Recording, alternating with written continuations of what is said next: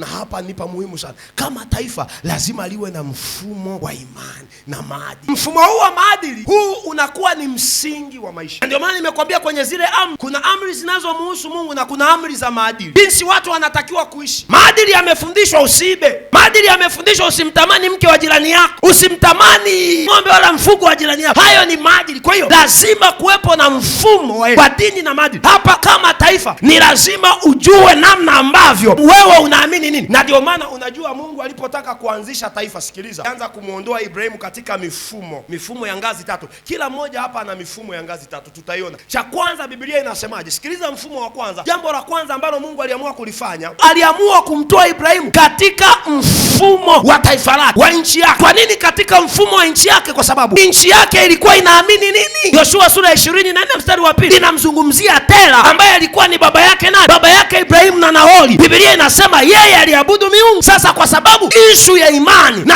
ishu ya imani ndio inayopelekea maadili, na ili uwe na maadili sawa ni lazima tu uwe makini na imani yako na kile unachokiamini. Kwa hiyo Mungu anaamua kumtoa Ibrahimu katika mfumo wa nchi, maana katika ule mfumo wa nchi kuna imani zao. Anaamua kumtoa katika mfumo wa jamaa. Ule mfumo wa jamaa, ndugu, familia, ukoo, generation to generation umetengenezwa kutoka kwenye mfumo wa nchi. Mfumo wa nchi ambao alikuwa na baba yao ambaye ni Tera, alikuwa anawafundisha wao kuitumikia ile miungu. Maana yake kusinge alikuwa na namna nyingine ya wao kumjua Mungu mwingine isipokuwa Mungu aliyekuwa anaabudiwa na jamaa zake. Kwa hiyo Mungu anafanya mchakato wa kumtoa katika mfumo wa jamaa. Kwenye mfumo wa jamaa zako, ndugu zako, huko ndiko kuliko na laana za ukoo, huko ndiko kuliko na laana za familia, huko ndiko kuliko na urithi wa asili za kifamilia. Sasa ili Mungu akufanye kuwa taifa kubwa, ni lazima akutoe kwenye huo mfumo, akupe mfumo wako ambao huo mfumo ndio utakaotengeneza taifa lako, ndio utakaokiongoza kizazi chako. Hakutakuwa na mfumo mwingine isipokuwa mfumo wa Mungu unayemwamini katika jina la Yesu. Anamwambia atoke tena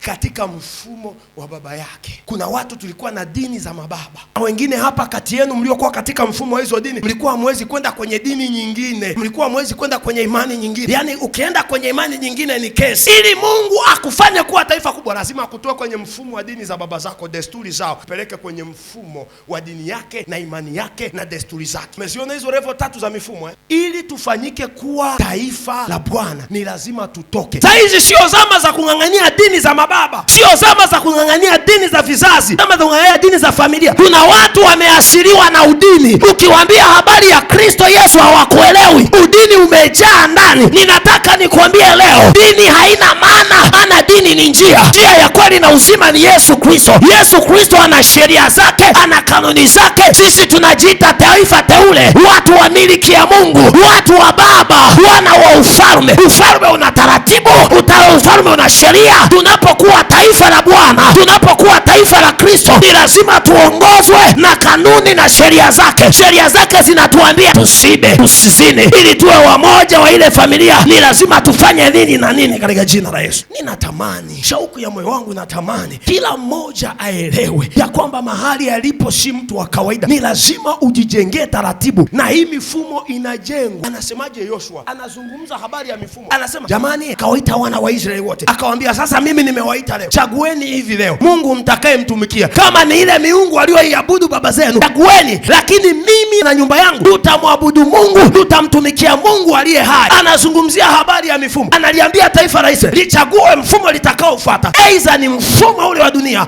au ni mfumo wa kimungu. Lakini anatia msimamo, anasema, pamoja na yote mtakachokichagua hakitanitisha, mtakachokichagua hakitanitoa kwenye msimamo. Mimi na nyumba yangu